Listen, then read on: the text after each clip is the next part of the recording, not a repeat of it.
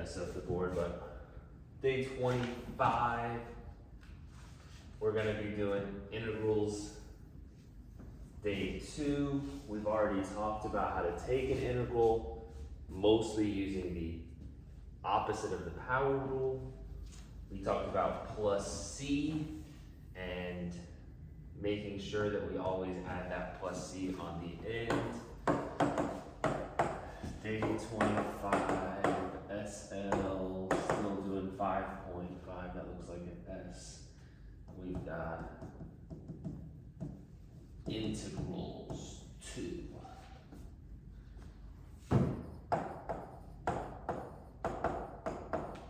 Let's start with the list that you need to memorize. The good news is, again, we've ideally already memorized these because it's basically the same list from derivatives. We need to know what is the integral of 1 dx. We got the answer?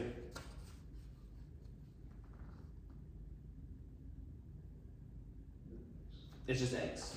Yep. It is just x plus c. And of course, plus c is something that's going to be attached to all of these questions. What about the integral of e dx? E is just a number, so it's going to be ex. And of course, plus c. Constants just gain that x since we're going backwards.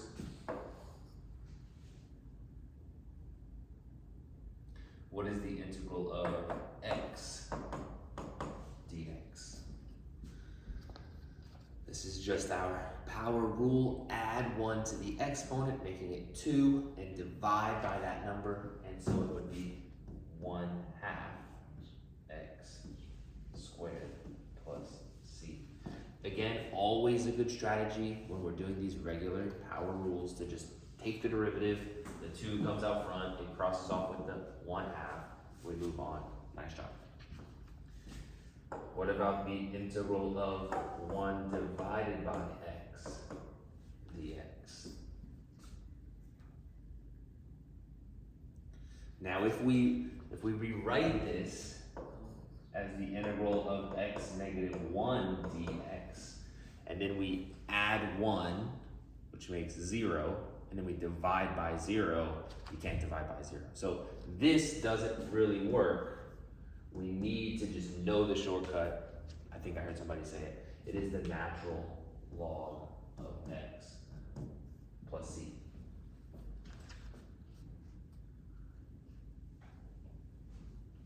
First 4, doing okay? So we've only got 12, so 2 more sets of 4, and then we'll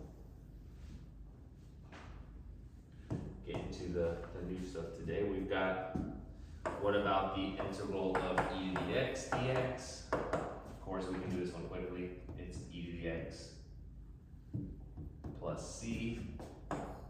No reason to waste our time there. The integral of 1 over square root x.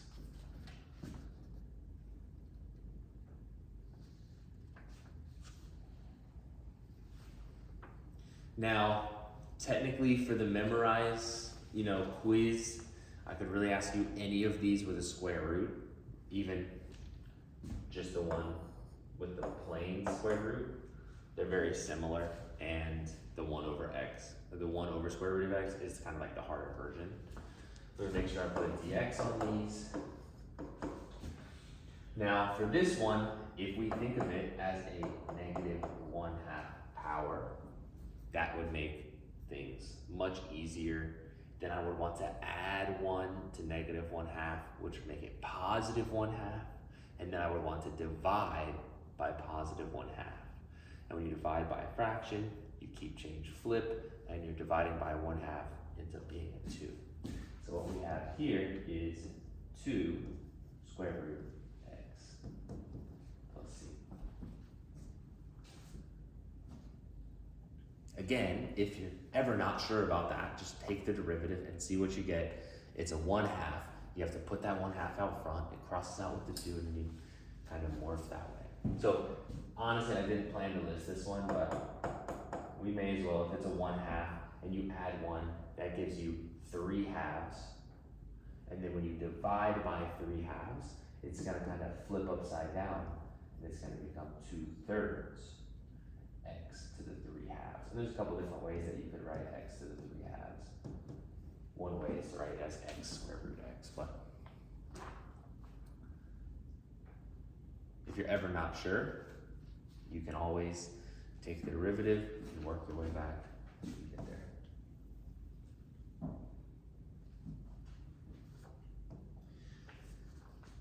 Now we're just gonna get through some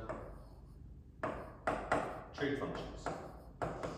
The integral of sine is, now a lot of the times we think, oh, sine is the easiest one, sine is our most comfortable one, the derivative of sine is cosine, but when it comes to integrals, where do we have to start so that the integral takes us to a sine? Is it cosine x? We kind of looked at this in the warm-up. If we take the derivative of cosine, remember, it's actually negative sine.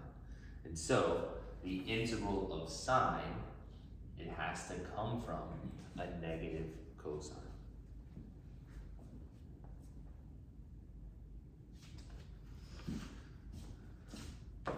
The integral of cosine,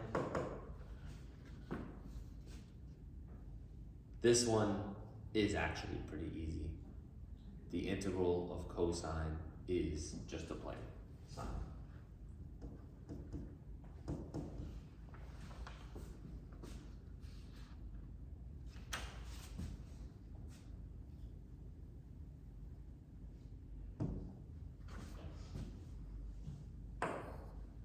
Integral of secant squared dx. I remember this one that we did last week. It sticks out like a sore thumb because why would I need to memorize secant squared? Oh, because it's one of the easy ones. Tangent x plus c. And so of course the integral of cosecant squared. Now you always need to be, oh, I need a dx. You always need to be a little bit careful whenever you're doing these and just really think about your negative signs. Are we supposed to have a negative sign? Does this come from a negative sign? The derivative of cotangent, the derivative of cotangent is cosecant squared, but actually the derivative of cotangent is negative cosecant squared. So you need to kind of be, honestly, on the quiz, I might give you a question that looks like the integral of negative cosecant, and then the answer would be just a normal cotangent, or I might tell you a positive cosecant, and the answer might be a negative cotangent. But those are always opposites. We've got the integral of secant x tangent x dx. This one is secant. And then we have, of course, the integral of cosecant x cotangent x dx. And just like I was saying, for this one, which is cotangent, whatever the question, whatever the integral and the derivative are, they should always be opposite signs.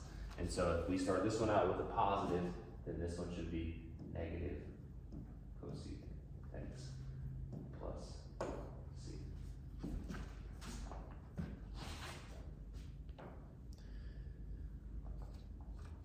So that's 6 things that you need to memorize, a couple constants, a couple e to the x and ln the x, a couple square roots, and then 6 trig functions. The main one is that be careful about your negatives, just really think about it, and again, take derivatives if you need to. All right, what are we gonna learn today? We are gonna learn basically, how can we make easier those last couple questions on the homework? Okay, those last couple of questions on the homework look like the integral of sine 6x dx, and we know how to memorize the integral of sine, but that 6 is a chain rule 6, and it's gonna have an effect, and we kind of talked about how to think about it, but how can we just make this, how can we come up with a rule much simpler? And so what we've got in integral is something called U-Substitution. Ugly U, but it is what it is. U-Substitution. And basically, it's called U-Substitution because we're gonna use the letter U.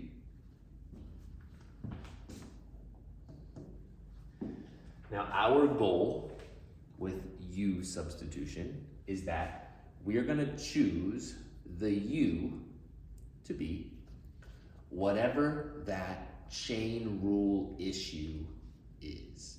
So if you've identified, this question has that annoying chain rule thing, I need to try to think ahead, I need to try to have an opposite, a balance, something like that.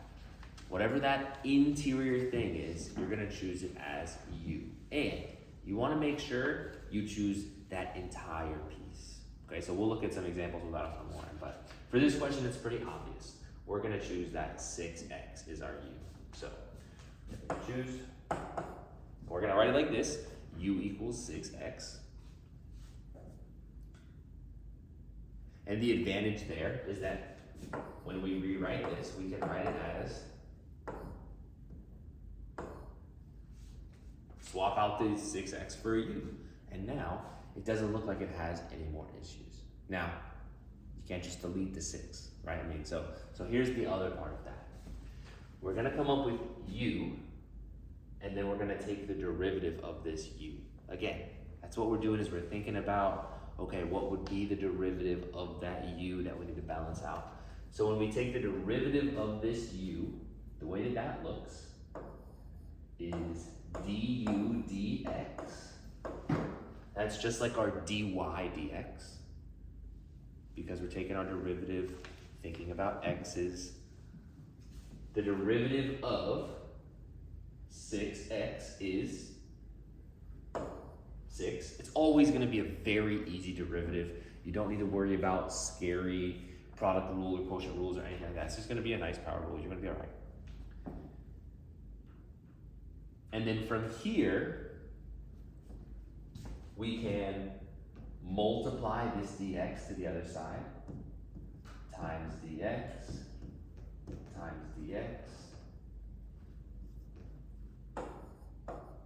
du equals 6 dx. We can divide both sides by 6.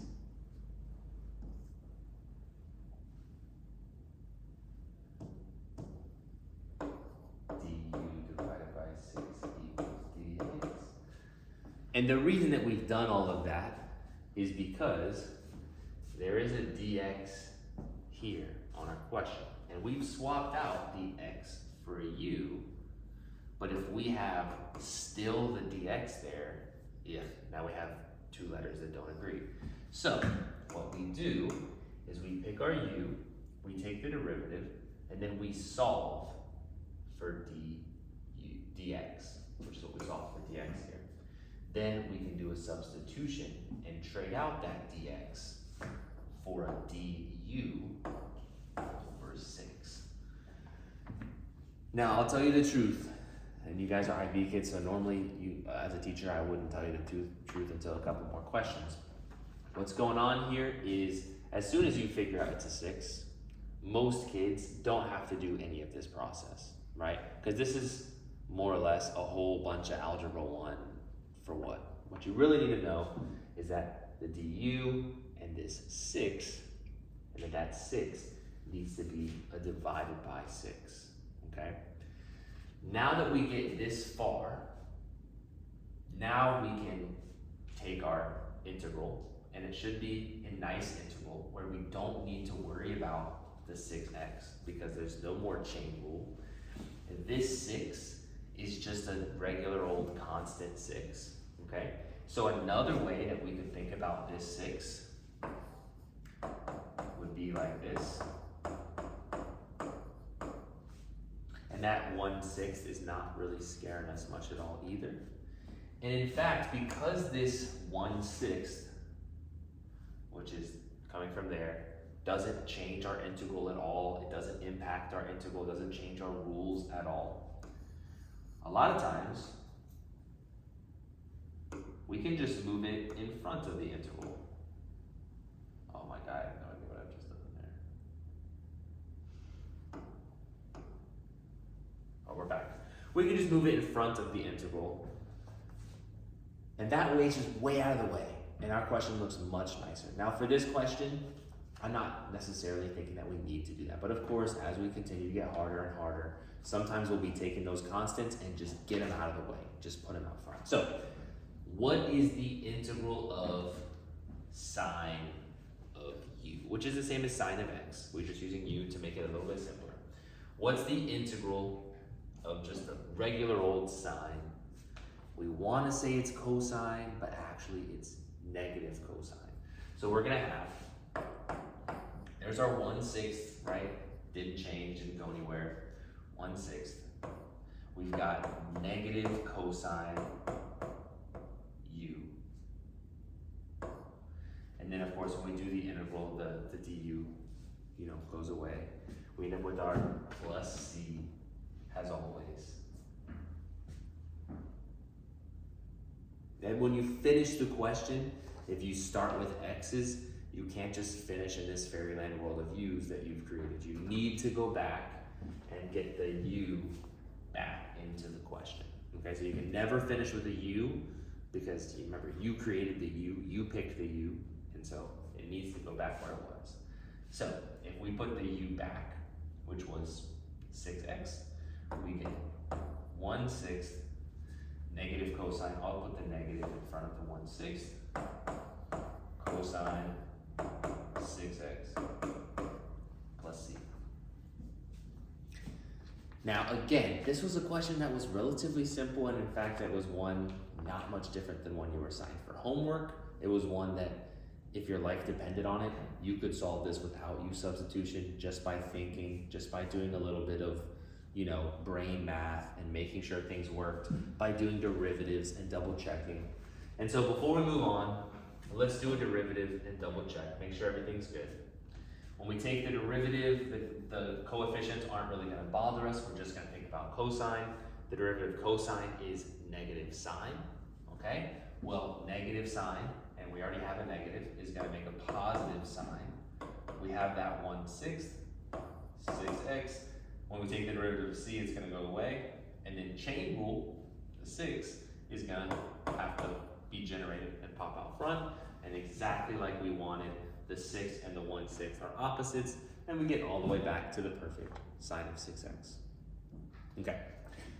Now that's chain rule. Now let's see this on a more difficult question. Or at least a question that is harder to just do more or less in your head. A question where if I locked the door and said you don't get to leave until you solve this question, it might actually take you longer than 4 or 5 minutes. Let's say that we're taking the integral of x squared, x cubed minus 2 cubed dx.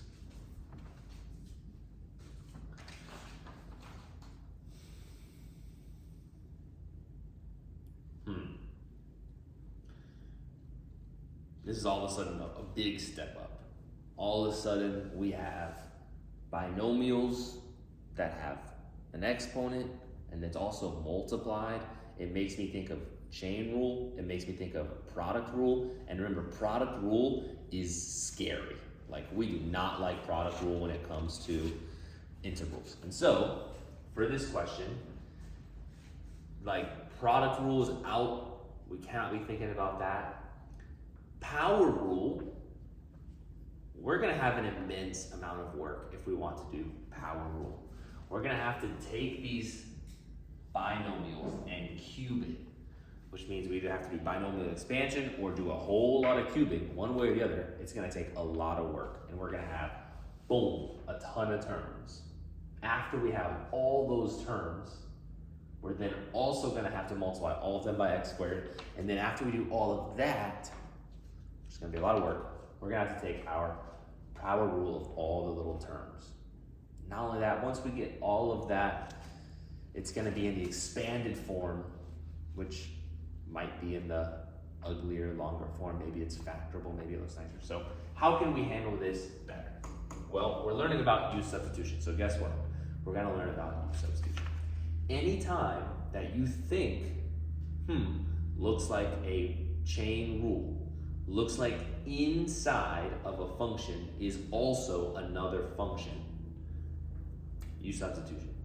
So for this one, I see that we have, we'll just call it part A, the x squared, and we have part B, the x cubed minus 2. Which one of these do you think we want to set as our U? Part A or part B?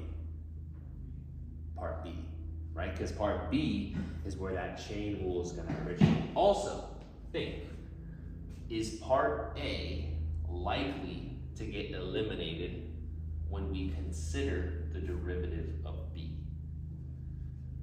Yes, because the derivative of B is going to be x cubed going down to x squared, and that's going to, maybe A comes from B. So that's how your brain kind of starts thinking. So our U is going to be x cubed minus 2. We take the derivative, du dx equals 3x squared. What ends up happening is those two terms just switch places because you multiply by the dx and then you divide by the 3x squared. So you get du over 3x squared equals dx. You make a swap.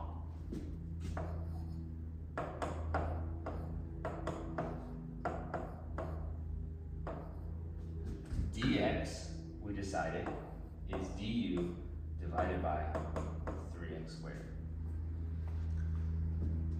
Now here's the deal with integrals. We cannot do product rule, which means anytime it kind of looks like product rule, that stuff better go away. Otherwise, we're just locked forever. And of course, it has gone away. We basically get this, which is the chain rule that should have happened, okay? It's just like a little mental note, oh, that should have been created. And then when we notice there's an x squared, this is the x squared that should have been created, and those two things cross out. Now what about the 3? Basically, there should have been a 3 created. I don't know what that was. Let's lock the door and let's just, let's play it safe in case there is a zombie outbreak. There should have been a 3, but there wasn't. And so, you know what? That's fine. Again, it's just a number, it's just a coefficient, and the best place for this to go is just stick it all the way out front. Just get it out of the way.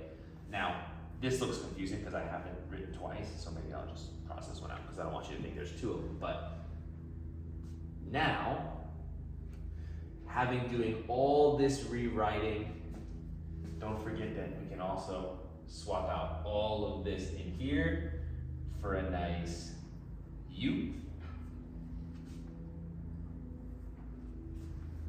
My board's looking a little crazy with arrows right now, so let me write it one more time. Basically, we're trying to take the integral of U cubed du. And that's not going to be a difficult process at all. We haven't done any integrals. All we did was that derivative of U, a swap for the dx, and a swap for the u. We made sure that we crossed out what we could. We kept our coefficients out front. This is going to be a nice power rule. Add 1 and divide. Add 1 makes 4. Divide by 4. I'm getting 1/12 because that's a 4 and then divide it, it joins the 3 on the bottom.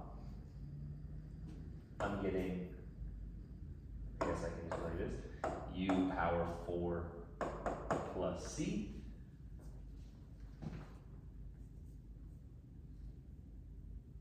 And then remember, you can never finish the question in u's if you started in x's. You can't just, expect them to undo your sloppy integration or sloppy substitution, whatever. So 1/12, put it back in, x cubed minus 2, power 4 plus c. And there is our interval. In the end, we do a lot of setup, and the integral takes 2 seconds. Okay, let's speed it up. I want to do, I've got 3 more questions, and I'm just gonna go much faster here. So, be ready to go. The integral of negative 12x squared, 4x cubed minus 1 cubed. Right, I've tried to give you one here that's almost the same as the last question we did. It's got binomials times monomials, and the binomials have exponents, and we have to do binomials and blah, blah, blah. Okay, obviously we're not gonna do that. We're gonna recognize that this is a chain rule that probably created that.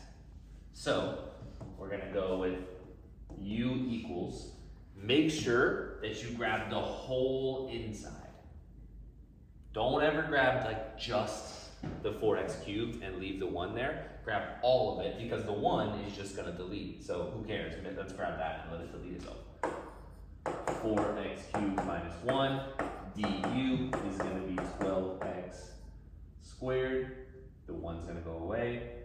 That's gonna be dx. Those two things are gonna swap places. Du over 12x squared equals dx. Time to swap things out. Negative 12x, parentheses, that whole thing is a u cubed, and dx got swapped for du over 12x squared. 12 and 12, x squared and x squared. There is a negative here. That negative did not get canceled out. It could be thought about like a -1 or whatever. It's a constant. We could also just move that out front. Just save it for later. Don't let it get in the way. And so I'm thinking the negative integral of u cubed du. It's gonna be very easy. Add 1 and divide. It's like the same thing we had last time. That's gonna be negative 1/4 u power 4 plus c. And then you're not allowed to finish with a u, so trade it out. Negative 1/4 4x cubed minus 1 power 4 plus c. Again, my goal was to go a lot faster, but that's basically the same question that we did before. Okay, 2 more, and again, always speeding up. Basically, there's a U-substitution question format that helps you avoid the product rule, but they also like doing it for quotients.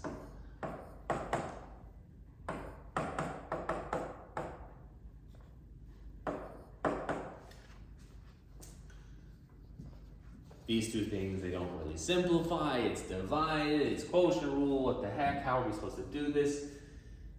In reality, there is 2 pieces here, and the reason that we're seeing 2 pieces is chain rule. It's not product or quotient. So, we need to pick a u. Which one do you want to choose as the u? Do you want to choose piece A or piece B? They're pretty similar. Piece B. It's kind of like a chicken versus the egg thing, right? You want to think about normally choosing the bigger piece, because then when you do the derivative, it will degrade into the smaller piece. If we choose u to be just e to the x, Well, this 1 wasn't ever handled, and it just lingers and it gets ugly, and ugh, we don't like it. So we want to choose the bottom, the bigger, typically the bigger piece, and it will degrade into the smaller piece. Our du dx is going to be just e to the x, and then those two pieces are going to switch up, and we're going to have du over e to the x equals d to the x, and then we're going to do our trade outs. The integral of e to the x over u du over e to the x. Hopefully a nice, perfect e to the x, e to the x. Those things are going to cancel out. Do a little bit of a rewriting just to make sure things are nice. I'm getting the integral of 1 over u du.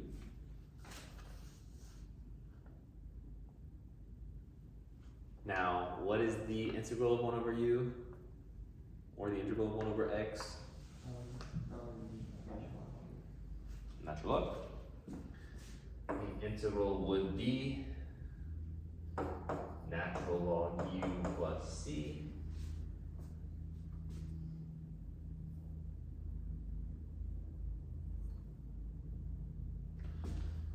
Well, we're not allowed to leave it like that, so the integral would be the natural log of e to the x plus 1 plus c. And again, I'm not going to waste your time. If you're ever not sure, take the derivative, right? The derivative will always lead you right back to where you started, or else you make a mistake. Last one. What about the integral of cosine pi over x squared dx?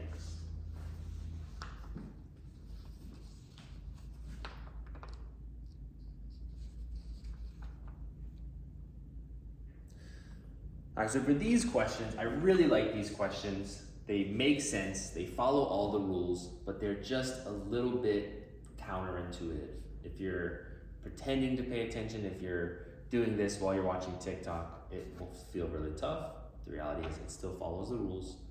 It's just not as straightforward.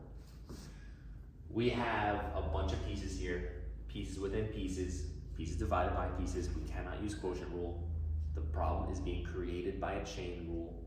So we want to pick a piece and then consider that chain rule is causing the problem. Normally, we just talked about for the last question, we could have a couple pieces that look complicated, and we need to choose, typically, the bigger piece, because the bigger piece is going to wither away and then end up eliminating the smaller piece. For this question, it's not as obvious which one we want to start with, okay? We have this cosine of this, and that makes me kind of like this piece, because that piece does look like a chain rule. Okay, I do like that piece, but down here, I see x squared, and x squared is bigger than x, and so I kind of feel like I should choose x squared as the u, so that when I do the du, it ends up being just the x. So what is your intuition? Do you think that we should go with piece A or with piece B? There's 3 people in class, and if you don't know, then just let's go 50-50 guess. What do you think of that, Chris? Piece B. He's going with piece B. What do you think? B? B. We're going with A. Now, again, I like this question because it follows all of our rules, but if you're not really locked in, it can seem counterintuitive, right?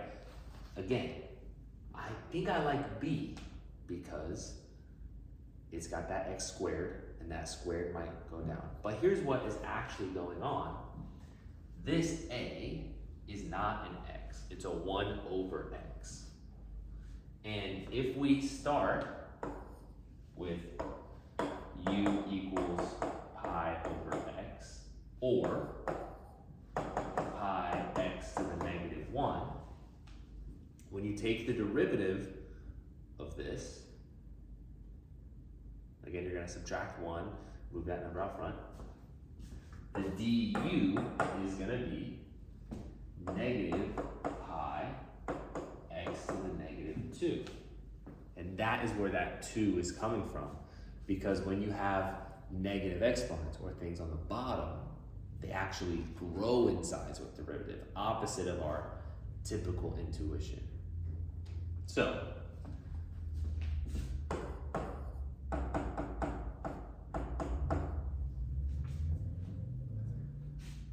this x squared is the derivative of a 1 over x, because that's how derivatives work. That was one of our derivatives we had to memorize back at the beginning of the year.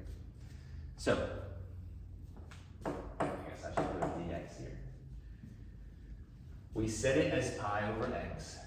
We did our derivative and we got negative pi. That's the negative 1 coming out front. And then subtract 1, then you get negative 2. And so we got negative 2, then we rewrote it like this. So our swaps here would be cosine of u du. Now for this one, it's a little bit more complicated because I'm looking at du dx equals negative pi over x squared. Again, our goal is to kind of solve for that dx so that we can swap them over. And so, multiply by dx puts the dx over there. And then to move these two things, you could think about like multiplying by x squared.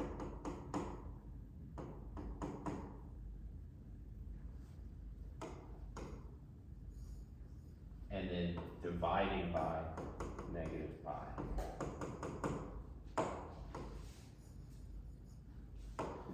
Just like before, we mentioned that fractions get flipped upside down when you divide by fractions. So du is actually being multiplied by x squared and divided by negative pi.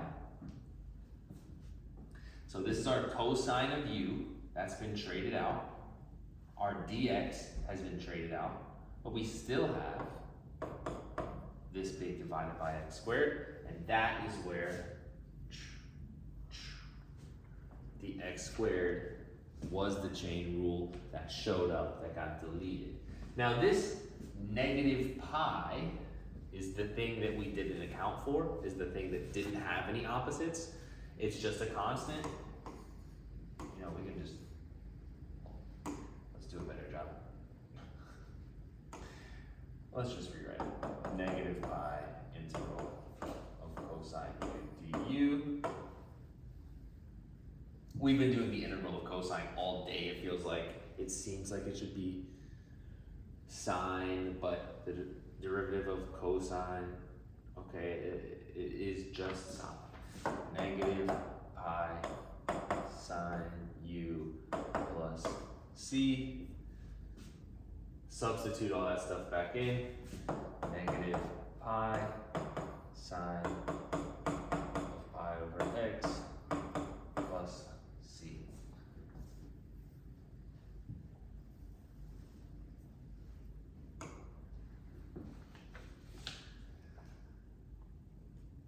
And if you're ever not sure, you can always check with the derivative. Now I'm thinking that this is not right. There's one mistake. What have we done wrong? What have I done wrong? We talked about this pi not having any opposites, moving it to the front, but it's a divided by pi. So it should be 1 over pi. So I'm taking the blame for that, obviously, my bad. And the way that I realized that I made that mistake is that when I went to take the derivative, just a really quick one in my head to double check that, I noticed that when this pi comes out front, it needs to be counteracting the pi, not doubling up with the pi. Okay, enough. Now, most of these, the plan is that they're more straightforward, like the first couple questions that we did.